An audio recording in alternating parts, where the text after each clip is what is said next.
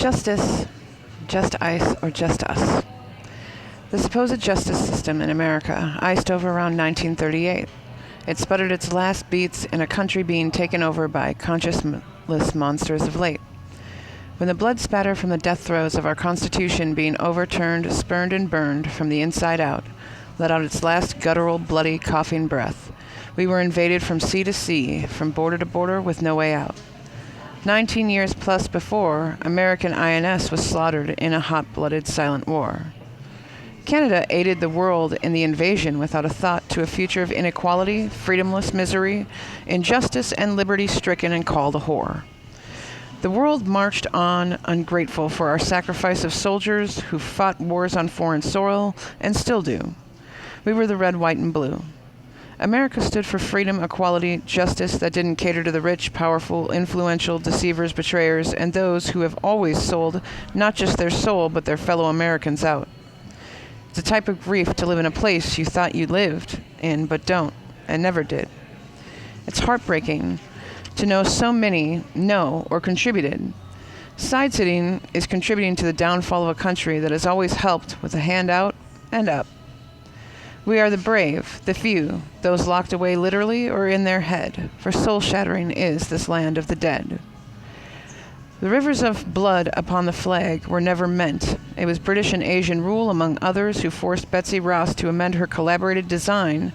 Instead of the sea of blue guided by stars that led us to the freedom we sought, and yes, more stars, no red was what was in her head.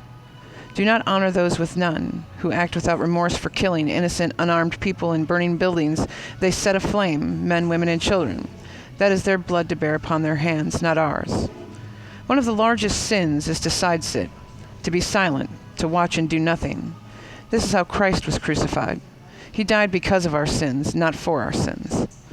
Side-sitting, like in heaven, resulted in, fill in the blank, hell, where the ones who challenged God to rule hell, got to rule hell, did not get killed or obliterated. Take the side-sitters and do blank with them. The division of heaven and hell, Lazarus was and is Lucifer, was much like the division in Europe and Asia after 1899, to Canada and U.S. starting maybe 1912. Like I have been a witness to my whole life, pick a side and fight. Don't be depravity of depraved indifference, or we will all fall. United we could stand. Divided is when we have been and are for over 1900 years. Maybe 9 AD, a time of peace, may have happened.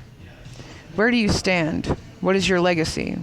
What is your country's legacy? Your province, state, communities, culture,